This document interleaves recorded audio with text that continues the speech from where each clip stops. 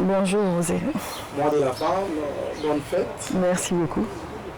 Comment définissez-vous le mois de la femme? Parce que nous, le mois de la femme, tout le monde a bonne fête, tout est là et vous êtes aussi de ce genre qui a accepté le souhait pour le mois de la femme. Bon, je suis une femme, je ne peux pas refuser de je suis une femme, donc l'élégance veut que ce soit bonne fête, répondre au merci. C'est un mois qui nous est dédié, donc je l'accepte comme tel. Après, perception il y a Makambu, et puis moi de la femme, c'est moi où on défend les droits, où on défend les droits des femmes. Il y a beaucoup de femmes aujourd'hui qui subissent des sévices, des féminicides, des violences et des discriminations. Donc c'est pour moi l'occasion où les femmes devraient plus mettre en lumière toutes ces difficultés-là rapportées à leur genre. Voilà, c'était juste une parenthèse parce qu'on ne peut pas commencer l'émission sans que tout le mois de la femme, parce que les aliments, on a dit, nous sommes au mois de mars, sans plus tarder. La ville-province de Kinshasa, elle va bien. La ville-province de Kinshasa va bien, hein, si on doit dire les choses comme ça. La ville-province de Kinshasa a un bon gouverneur, donc tout va bien. Vous avez vraiment quinoise et puis d'être chargé à mission Argentine Ngobila-Mbaka. Oui, naza esengo na botami na Kinshasa, nakoli na Kinshasa avant na kilotanga la classe nanga. Oui, naza nesengo ya kozala kinoise, naza nesengo ya osala auprès du gouverneur de la ville Gentini Ngobila Oyazali, selon moi, visionnaire. Oui, naza nesengo. Visionnaire, il y a eu le parce que même ça peut boîte rose à visionnaire, même dans une idée aussi la boîte visionnaire. Et si le visionnaire il y a une il y a aussi la boîte na marque surtout il y a eu le parce que gouverneur Gentini Mbaka Ngobila tango azui ekolo azui Ngomba Kinshasa comme on dit, donc la ville-province de Kinshasa ayaki na ba projet ezalaki ebele. Misusu esalemi, misusu nano esilisi kosalema te, misusu eza en cours, misusu ekutani na ba difficulté na nyonso wana ozala na vision, mais il faut matérialiser yango. Pour matérialiser yango esengaka mosolo. Donc je pense qu'il a atteint beaucoup de choses, objectifs ebele à se fixer qui malgré les difficultés et malgré la Covid. On a reprécisé tant. Déjà. T'es long là 2 ans Covid. Long là 2 ans Covid. 2 mois, 1 mois. Pour que moi, Namboka Gentini Ngobila Mbaka, article et Bongana Yaki gouverneur, est-ce que vous avez un essai? Il y a parlé à Gentini Ngobila Mbaka. Ce que vous avez un essai, on a point. Alors, ngai bilan il y a gouverneur Gentini Ngobila pona ngai ezali positif parce que toza na bijou moko le gouverneur azotikela biso eza eloko moko nga soki nazomona yango eza na fierté mpona yebi bitumba nini azwi mpona zando wana donc mpona zando ezali esengo mpona komona ke politicien ou mutu, je veux dire dans la classe politique mutu moko akanisa na bitumbo azwi mpona zando alongola kokanisa ye moko mpona kokanisa baninga parce que zando wana omoni yo to bato nyonso baza autour na biso tokufa zando etikala. C'est un bâtiment qui peut tenir 150 ans. Donc là, on sait sous 150 ans sur Terre. Enfin, Dieu me garde, mais là, il y a un bâtiment sur la ville de Kinshasa, lelo, donc il y a des ans de Tikala. C'est-à-dire que Zando, alors non, selon terme, il y a durabilité, il y a viabilité, il y a bâtiment. Après, tout ça, il y a bâtiment ils ont depuis 1960, ils ont depuis 1940. Enfin, je veux dire par là que Zando a été construit pour tenir 150 ans. Donc, dans les 150 ans, toi et moi, vous et moi, tous les gens qui nous qui sont autour de nous, des 100 ans ou des siècles. Que Dieu vous protège. Mais si on veut suivre la viabilité d'un humain, oui, Zando Tika la Bisotoko. Maintenant, quand on a quelqu'un qui a pensé à ça pour les Quinois, moi je dis chapeau. Les solo à Zando qui peut être moins c'était. Mais avant tout, il y a des solo à Zando. Mais nous, Gentini Ngobila à Tika Kinshasa, parce que Tika Limikolo, tu es bien candidaté. Est-ce que Gentini Ngobila Mbaka, par rapport à Yandenga à côté de la Kinshasa, n'a les différences les alliés?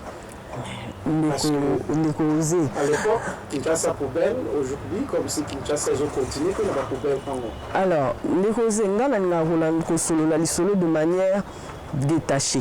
C'est-à-dire, aux un sentiment positif, un sentiment négatif, tout tient on a pembini. Tout reste tout là de manière factuelle. Tout la lissolo na biso za la kakabafé. Quand on a le baka bilan argentine bilan na emmené ba Kenya ba réfléchir et puis ba za na ba tala ka bilembo ba acte total ba acte parce que ça tene loko juger gouverneur Gentini Bakangobila sur le plan infrastructure, sécurité, santé, environnement, salubrité. Le retour biso de PC là qui est biso bakinois mandat parce que biso différents ces alliés bien sûr na plan infrastructure tout le monde tous de manière structurée hein pour se perdre tout dans l'infrastructure parce que na zone linga parce que ça na loko o na lingi to so na solo o batu bazo mona o bakoki ko nyata parce que ndaku to nzela bazo ngo to memi ngona ndaku no apo yo opposé tout makamotali tozonga na environnement pour permettre un fonds à Kinshasa. Alors quand le gouverneur Gentini Bakangobila zui ville à Kinshasa, toi qui vas prendre Mandela. Bien entendu, nous tous sommes à 5 ans, dans 5 ans qu'on s'en a mis sauté. Il ne faut pas oublier que toujours le président de la République a vu Bokondi à Kinshasa et à Congo, pardon, dans un moment où gestion en Boka Witaki n'a pas de difficulté. Donc, à côté de la difficulté, la difficulté, on est pour le président, quand il y a des batounaï, avant, il y a des collaborateurs, Gentini, Bakangobila, ministre, oui bien sûr, Bizan Kabouya, tout ça yebi basalana mokondi, atie bango na baisika oyo il fallait bazala. Mais mutuna mutu azo défendre bilan na yé, mais ça peut bilan il y a mokondi mboka. Attention, faut bien qu'on reste là-dessus. Si ko na temps oyo papa ngobila zui mokondi ya Kinshasa, asali nini na plan na côté infrastructure, na bandi. Si on a bien compté 14 avenues, on a vendu le bilan est à 51,863 km. Il y a ça qui coûte. Zela na bandi na liboso na kwa zongo sango pe na sika. Mais c'était une brousse. C'était une brousse. Il faut dire les choses telles qu'elles sont. La réhabilitation. Réhabilitation. En tout cas, on a l'image de ça avant et ça pendant Ngobila. Parce que tout ça, on a prêté, tout ça, on a pendant. On s'est platé, on a diffusé une émission au Tchana na Sima, na plan, na arrière-plan, au Tché et ça avant, au Tché et ça après. Et professionnel. Voilà. Et puis c'est presque 6 km, 5915 km. D'accord? Non, 5,915 km. Alors, qui quitte? Yebi qui quitte les alaki. Valeur y a ajouté na route transcommunale nengwan. Avenue wana. Et l'équipe a connu le bout. Tu sais, na mon moko expliquer nga ayeba ki teke akoka ko longwa limité ayama campagne sans passer par le tronçon, il faut y a Sendwe, Oye 24, Oye Libération, X24, Oye Okiti Banda. Mais oui, mais aujourd'hui, pour éviter les embouteillages, nous avons limité. À côté de na rond-point où il y a cimetière à Kitambo, à Matimba. Ben voilà, tout ça c'est manifeste, tout droit directement à quoi il. Mais voilà, il faut parler des choses qui sont faites.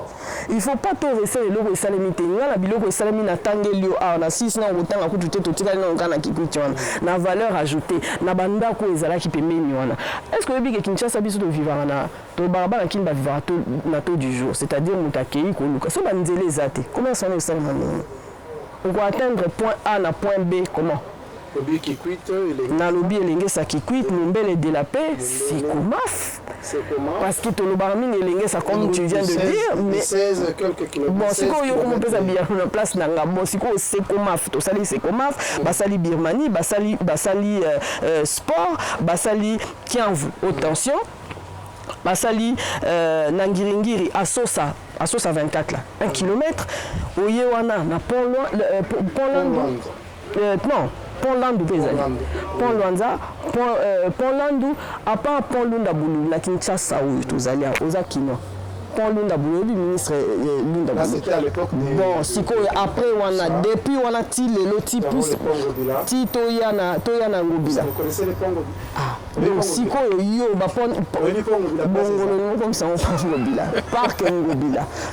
Également, les ponts là, biso la quinoa baptisé en pont Ngobila. Non, pont Bongolo, ce que tali pont wana ndenge zalaki.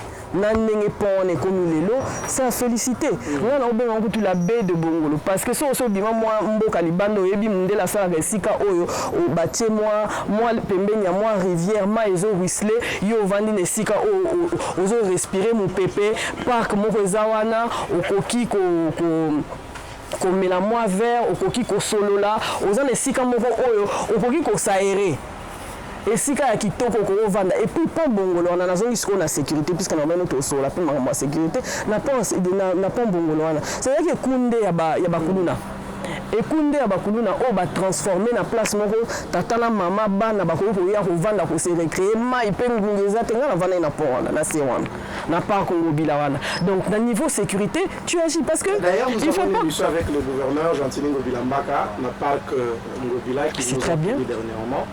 Et il a enfin confirmé, je crois que ça sera la semaine prochaine, que Ndewana sur le parc Ngobila. Alors, dans ce moment, il parc Ngobila. Au moment où il place où tata maman va voir les cas soutenir na boutou jeune fille ou les gâter pour bakuno na bako agresser au niveau de sécurité et puis ça crée de l'économie nocturne bateau bazo à côté kana pour quoi place moins des alliés dans Ngobila wana éclairage public. Hein? Non, je parle en fait il faut qu'on se dise les choses. Le mal est profond.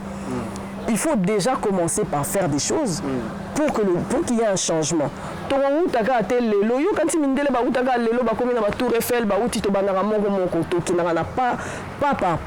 Côte d'Ivoire,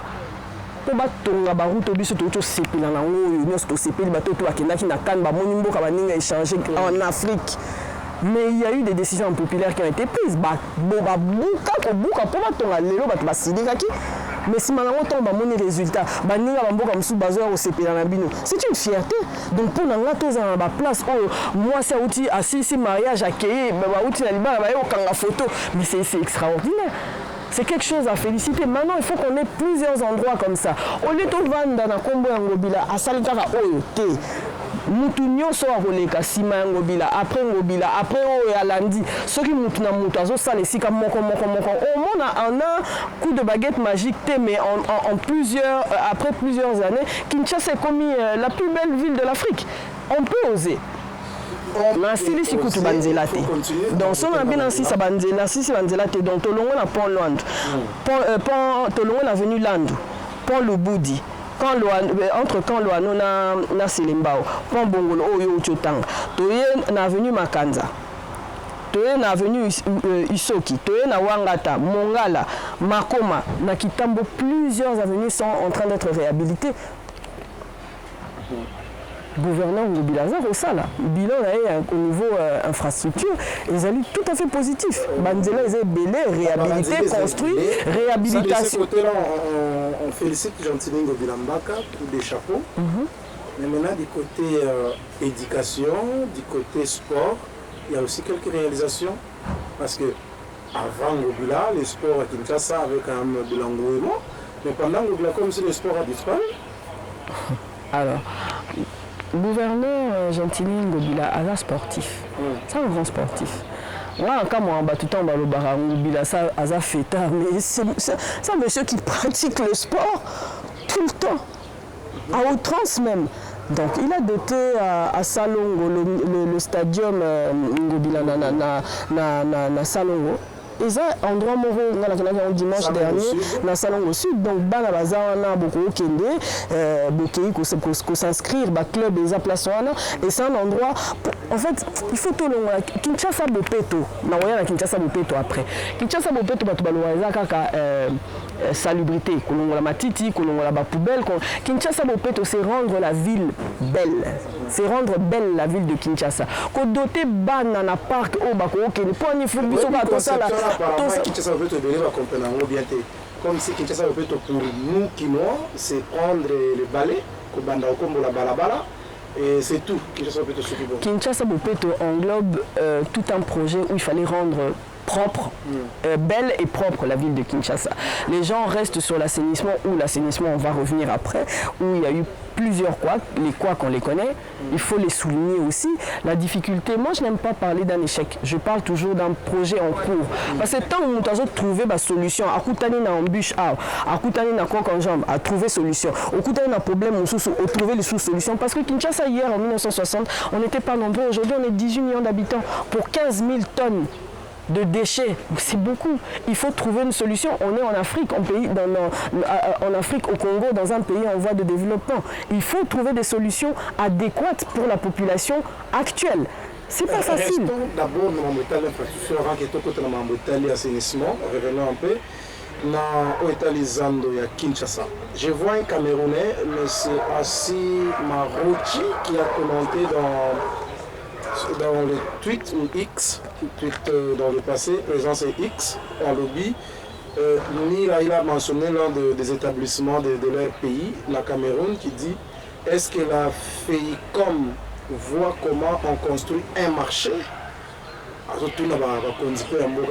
c'est-à-dire tout en félicitant également le gouverneur Jean-Tilingo Bilambaka, est-ce que le marché wana côté parmi le patrimoine ya mboka na biso RDC et kozalaka toujours bon ndenge Jean-Tilingo Bilambaka kotika yango, est-ce qu'avez-vous pris de précautions ou kozalaka non, même si Jean-Tilingo Bilambaka n'est plus gouverneur en tant qu'initiateur de ces projets, marché éthique a toujours na ba norme internationale, standard international. Alors, Kotikala, il nous appartient à nous, quand on vous donne un bijou, il nous appartient à nous de le conserver et de l'entretenir. Maintenant, s'il faut me parler de Zandou, moi, de ce que je sais, de ce que j'ai vu, et vous n'allez pas me contredire là-dessus, le Zandou a été construit d'abord pour résoudre un problème d'insalubrité, un problème de santé publique. Donc, la zone de la santé, on est parti d'un problème de santé publique, de salubrité, à un problème d'inondation. Donc, c'est vraiment un tout Zandou. Le Zandou n'avait pas été construit pour résoudre la salle à Zandou pour la maman, non. Tant que le problème, il y a Covid, le gouverneur Ngobila a décidé quand la lieu public comme il a été fait na mboka nyos. Donc on a Covid, donc d'un problème de Covid, on arrive, on découvre que Zandou c'est pourri. Bâtisse on a colonne, on a pavillon. Il y avait 3500 pavillons, je crois, pour 15 000 personnes. Donc les personnes étant confinées. Et en plus, là on a dit que chef de l'État, émission chef de l'État, le Bazandou, donc Zandou, il y a un problème, il y a salubrité, tu peux découvrir que Zandou, il n'y a plus rien en fait. Il n'y a plus rien. Au poussi colonne ou à boye. Et quoi? Si jamais il y avait une catastrophe derrière, Zandou sommes les bêtis yosa kino. Zandou est-ce que vous avez praticable ou les commerce moi ils ont même battu dans mon Congo. Alors le gouverneur Ngobila décide que tout caserne. Chef de l'État a PSI. Autorisation, permission, à Sengi, Baboukango. Casser moi ces Zandou là, c'est pas moi qui le dis, les images existent.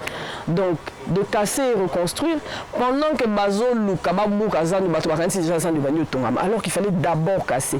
Il fallait d'abord faire des études. Presque une année et demie. Voilà, et ça a pris plus de 7 mois, une année pendant Boukazandou. Ensuite, faire des études.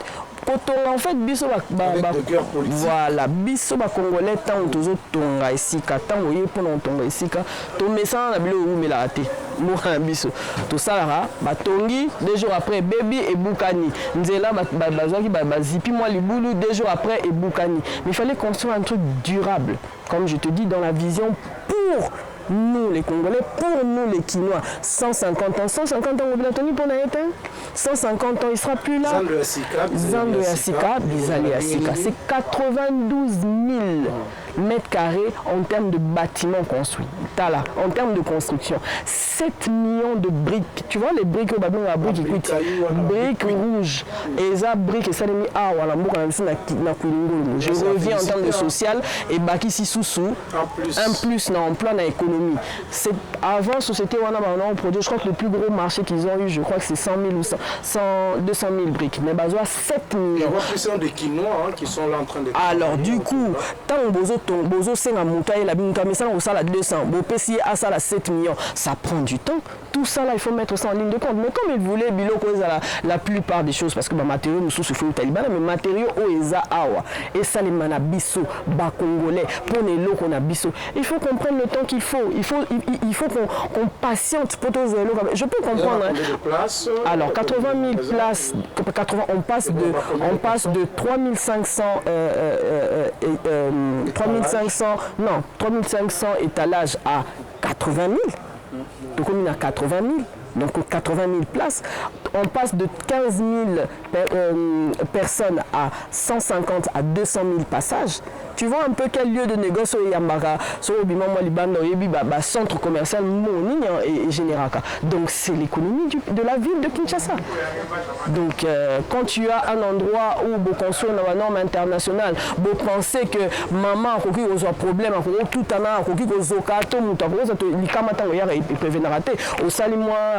aux mois crise dispensaire les alliés 250 mètres carrés.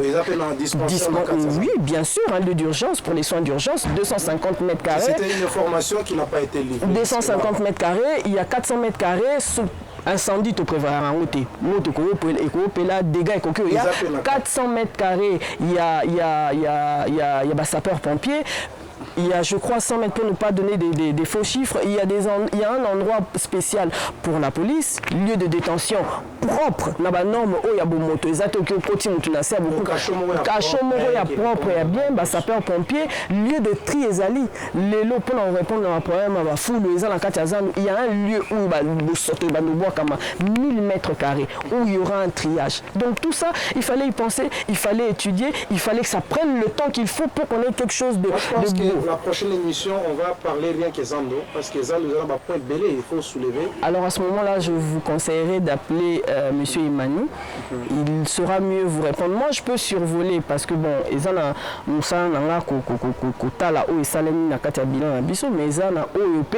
compétence et niveau infrastructure, ils ont la ministre infrastructure Azali. Pour nous, nous aurons que nous tout n'a été. Nous avons un conseiller technique à Ville Azali. Donc, Excellence Thierry Kabouya n'accorde jamais de l'interview à la presse. Excellence Thierry Kabouya, je pense que je crois que nous serons le tout premier organe de presse. Ou peut-être que vous pouvez s'habiller.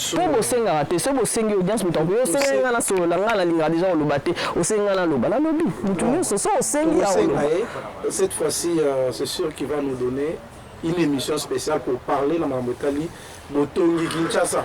Kinshasa est un monene. On ne peut pas en 5 ans, 3 ans, moi je dis 3 ans, on ne peut pas tout faire. Mais il faut commencer quelque part. Yango ya Bandaki. Jantini a bien fait à Tongi Banzela, Zando Tomoni, éclairage public Tomoni. Mais du côté salubrité, qu'est-ce qui se passe moi dans Mboka Jantini Ngobilambaka, Kokokate ou bien Izani? Alors, côté salubrité, Kokoso Ezali. Il y a des soucis. Kokoso Ezali na niveau financier. Na si obomona ki Jantini Mbaka Ngobila na début à mandat naé tous les soirs sur terrain. C'est-à-dire que tu arrives, tu trouves 5 camions en état de marche. Hein? Ça a été ce que ça a été. après tu trouves des solutions. Aux yeux, solution dans les moyens immédiats. La structure qui accompagne bien la salle à salubrité, c'est-à-dire la structure où la immondice, où il nettoie la balabala. Les structures en attendant aux foot a été chef de l'État. À Dotaki ville de Kinshasa, on a 2 millions de dollars, 2 millions de dollars, voilà. Et il y a de manière. Je ne dis pas que il faut vraiment bien. La dernière fois qu'on a reçu le gouverneur, il a dit ça fait presque 2 ans et demi, 3 ans. Donc, il a compté, s'il faut compter 2023, cette somme est arrivée 5 fois. Pour quelle raison? Je ne veux pas qu'on interprète, parce que Kinshasa, on a vu une polémique. On ne va pas rester dans les polémiques. Bakatité, dans le bibo. Tout ça, il ne faut pas oublier, tout ça, il y a guerre. Tout ça, on attend un problème. Problème PBL, Covid et Zalaki, il y a des priorités. Ça n'était peut-être pas la priorité, peut-être pas. Question, on a autour d'un acquis de droit. Mais en tout cas, on a au ça la misala et bandaki kouya. Tant que bazar ko sala misala et que bazar ko futa maté, on ça lisusuté. C'est ce qui nous est arrivé. Mais entre-temps, na ba difficulté wana nyonso pona kozala pe azali pona projet mususu parallèle pona kokoma na ba norme ya ba mboka mususu ya mikili na ba mboka mususu to yebi libana niveau ya salubrité ba contactaki compagnie moko turque comme nango Al Bayrak pona ko trouver solution pour ba osala la biso propriété na ndenge esengeli na ba norme o esengeli na pona ko répondre en fait na problème définitivement de manière plus exhaustive na ba problème na biso ya salubrité. Alors tant botanga ki na ba bilili président kutanaki na homologue na est turc. Elle dit mes compagnies oui mais le gouverneur on a kutanaki na société on les a société malade président na Turquie président Pesaki aval naye a bengisaki gouverneur naye Gentini Mbakangobila elle dit c'est bon na kutna solo lina mon condiana tu peux y aller na doté binona mon solo badotaki, je vous ai dit, je ne suis pas là pour parler finance, mon solo badotaki au Ezali. Alors à Kei, il faut que ça prenne le temps. En fait, quand tu passes une commande, au passé commande, le temps on a fabriqué, on commande au biso sengaki et le temps eza na mai et comment, bilo connaissez comme ezaki na monaki Gentini Mbaka na Luanda, ninga qui n'a ko réceptionné. Bilo combien je pense que le problème de salubrité va être résolu. Le problème de salubrité ne va pas être résolu pour Ngobila, c'est pour la ville de Kinshasa. Ngobila Zala Zalate, il a trouvé une solution. Espérons qu'il y aura bon, ça il a pas. La continuité, il faut que Bisoto comme na maturité et puis comme na bizaleliona koyebake eloko ya l'état eza eloko ya biso. Sinon, tokozwa mbongo na biso, na poche na biso, na kei, na sombeli l'état camion, na kei, na sombeli l'état kombo. Ce que eza mbongo oyo l'état aza ko tia disposition, il faut koyebaka eza mbongo na biso, biso ba administrer kinoa. Ezalaka mbongo na biso, eza mbongo ya poche ya mobilité. Mbongo na biso Ngobila zui kaka mayele na likanisi ya ko guider yango esala la biso misala esala la biso songo esala la biso paka. Voilà. Gentili Ngobila mbala biso nene ya ozanga kofuta bato. Yo vous allez charger des missions na ye. Peut ça quel conseil était? Papa osé. Ngala lingaka kokota na polémique te. Oyebi ngai naza sur koya pembeni ya Gentini Mbaka Ngobila en tant que média oza quand même komona biso ndenge tozosalela. Nalobi ntango yo mutu ye okuti bato baza na baimpayement eza mamunga nazo invente te na bamédia bilo lelo kutu so okotika na baréseaux sociaux ezala Facebook ezala YouTube ezala X omona avant Ngobila bato bana kolela nini soki problème wana impayement ye yo ye soko futi ndambu oya yo pe na temps na yo ozwi moko koso obakisi susu ndambu cumule wana nyonso ezolata gouverneur ya ville ekolata Gentini Ngobila te.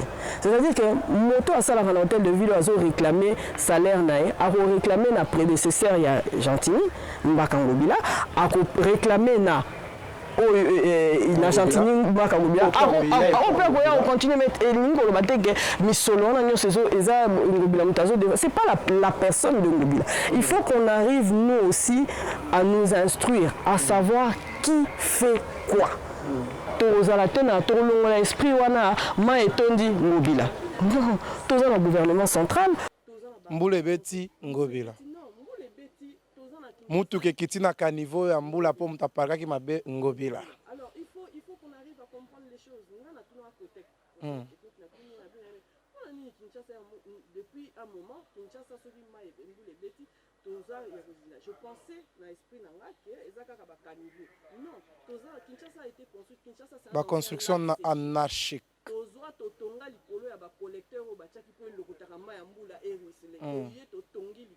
À partir du moment où tu mais maintenant pour casser tout ça,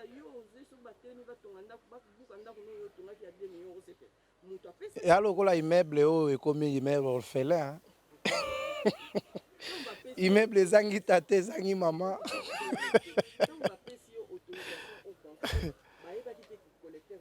Il appartient maintenant au pays entier, c'est-à-dire au gouvernement central, parce que c'est dans sa ville. Mais ce n'est pas de sa compétence uniquement. Il faut des efforts maillés, les réunions conjointes pour retrouver solution et ça, le problème bilatéral.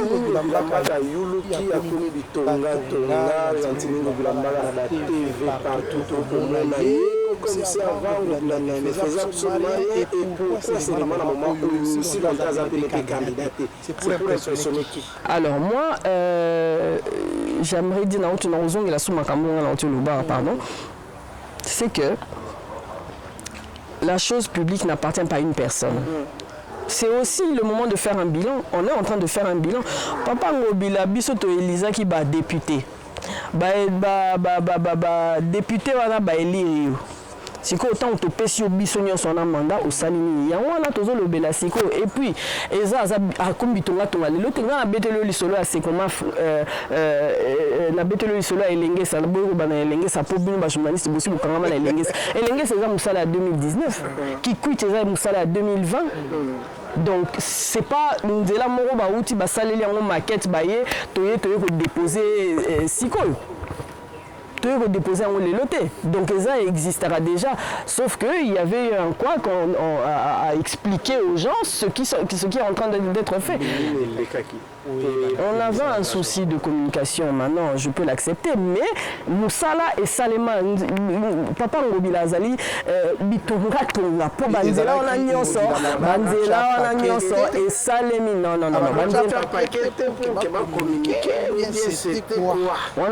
Banzela polémique. Na lobby na zela avant de répondre, on a tiré longtemps à répondre. Nous répondre que Ngobila a sali Banzela depuis 2019. Aux journalistes, aux la possibilité d'investigation pardon aux ali na population micro trottoir les ali ko moto ba futité zo moto aleka retourner nzela o sali mikolo boni OK na ba bisika nyo songa na tangi plus de 25 nzela. Plus de 25 zéla. Au Leki, au tout dato basala pas les constructions qui sont en cours. Il y a un lobby dans le salemi les lotés. Moi, je n'ai pas pour habitude, et à la erreur à communication qui, moi aujourd'hui, je te dis, je le prends pour nous. Je le prends pour nous, c'est notre équipe. Na bilan na biso to faillir na côté nini, na biso qui to faillir. Les équipes na biso qui na la meli. Donc tous avez un problème à communication. Point barre. Nous avons chargé la communication, tous nos collègues, tous nos collaborateurs, tous ça en la communication. On avait une faille, ok. On a corrigé. Le plus important, c'est que l'élo, boyebi, bao, bazalaka secteur où on a été, bao, bavanda na bakoto, misale salinité. Parce qu'il y a quand même une dizaine de communes. Toi, on a 24 communes, sur nous, t'as salé misala, na 14 communes, c'est à féliciter. Donc, bao, bazana 24 communes, on a kende tout na bao, maman, ndelo, ezaki mkolonini, au sali investigation, au sali reportage, au bimisi. Ce que je déplore, c'est qu'aujourd'hui, chez nous, au Congo, Nambo Nabiso, journalistes à Salara Moussala, pour nous informer, pour la poche, c'est-à-dire si on tirer tout la source, il y a encre. Qui a payé cette encre-là? Mais moi, je pense qu'il faut informer parce que les ceux qui moussala, papa osé en tant que journaliste, ceux qui massa c'est bandi robeta, autant la teba futa, c'est ça ton travail de journaliste. Ceux qui nous ont une émission dans le bingo bila ça les lotés, bon ok d'accord. Bengi ça moutou yango bila, babi bossa les lotés sur tel plan. Oh ya mabena on dit mana expliquer pour nani les salé makité. Oh ya malamu na webiso kende otala banzela on a émission na auto c'était le 25 avenue 27 je pense. Je les ai pas en tête. Ba avenue yo songa na tangeli papa osé tchango na sima moko. Ah ozo misango bila lelo. To mona pe maman mususu ba misango bila ara. Ba mama te mama. pour répondre à Katelo maman. Omemi nga esika oyo zali na posa na mema ba maman te. Je vais te dire comme il doit attaquer sur Ngobila qui ne faisait absolument rien. Mais l'autre coup, alors, ngai personnellement, l'habitude nanga. L'éducation, papa, maman, bapé sangai. Mutu oyo na le faire au salabolam. On va rester dans un cadre professionnel. Celui na sala qui est pas à mutu songolo. Lobi na koyo bimate na finga mutu wana parce que pendant que ngai na vanda qui ne sika wana, soki mabe a ko dénoncer zalaki, na signé lettre à démission, na bimi na ki. Exacté pendant que na moni a musu muto yo a opesa nga so avenir te peut-être avantage mo na bimi pour na roloba mabe. Déjà il faut savoir que quand il y a une guerre, quand tu fais quelque chose, tu penses atteindre quelqu'un ou vouloir attaquer quelqu'un, mais les autres t'observent. Ozo baby ça muto ozo ni baby ça yo moko. Batu ba maman azala ne boy. Donc si on a passé confiance lobi à trahir, qui a trahi trahira. Ce qui na salié boye, na salié bola mo lobi a ozo ngiselanga te. Aza en fait muto yo ce ko pesier lelo lobby va trouver peut-être mieux ou bien t'as avantage dans les places ou sous à qui a banni au finger et baby ça étiquette na biso moko bato. Je conseillerais aux femmes tous en moi de la femme, moi si il faut à moi classe, moi si il faut à tête, moi si à combiner mon biso na kinate ngolo ba tout à bordure te. Moi si à finir raté tant to ya camarade to lo bara et refléter l'éducation ba pesi biso. Donc ngai maman na nga ko za la fierté na telema ah même ba adversaire politique ya mo kondina na no finga ba. On sait très bien que la politique c'est une dynamique. Le lo bazana peut-être na divergence ya point de vue. Lobi ba ko bongisa. Po alinga ne mambo finga ba. Ça je témoigne. Alinga ezala mutu mo ko na je mets quiconque a défi aya a telema lo baké ngobila futa bon, on voit que nous films, tout ça n'existe pas. Au contraire, sur le salaire, c'est quelqu'un qui a toujours eu cette âme-là de réconcilier. Il y a Kokitsamoto, il y a Kobomamoto. C'est être un grand homme. Comme ça, la Kinko, on a lobby, la salle Kinko, ça c'est de la voyoucratie. Ça c'est pas. Il faut vraiment à la motosa poser. C'est quelqu'un qui aime rassembler, c'est un rassembleur. Voilà. Et monsieur Sili, mais avant ici la bien, lecture de nos salaka, dans le monde en tant que chef naïo, c'est ce qui est vraiment vraiment sincère. Vous ne battez parce que vous gardez nos salaka, parce que vous flattez. Mais tant que le monde a gardé l'angopi là, dans les penzolobi, j'étais travaillé avec nous bien. Lecture de ça là qui pas en Gobila. Du bon côté et du mauvais côté également. Du bon côté, je veux du mauvais côté. Du mauvais côté. Mais si on a bien joué ma baie on a pesé balance ma baie dans la lame. Ma baie dans le peut-être mon quoi peut-être dans le baguette. Na point de vue na bateau sous pour nga fallait peut-être qu'on dit moulay pas sali bêtise mais après ça a toujours deuxième chance côté à ma b nga na ezabo là mon pona ye mais nga na moni yango peut-être ma b wana ezali bateau ba osali ma b ya regarder bateau ba osali ma b peut-être wana na ko mona ma b sinon bon ngai na ebi eloko oyo ngai na minute oyo na vandi o contredire ngate pe bato belé basala na ba contredire ngai te c'est que ngobila pe ça chance na mutunyoso après ça chance na mutunyoso à partir du moment où tu as tes compétences après ça chance na mutunyoso atala raté oyo aza nani kolonini ou aza non aza muto a rassembler ce qui fait même de lui via ba petit belé pour ayambaka mutunyoso c'est un homme très convivial. Je pense même que ce n'est pas le B, c'est-à-dire que après ça, il belé accès privé trop proche. Parce que c'est un homme convivial, Azarate Binoboza, Wayazana c'était. 450 tribus. Voilà, Moutounion son ami Samoko. Et Zamalam, Peko Zapima. Voilà, c'est ça. Bon.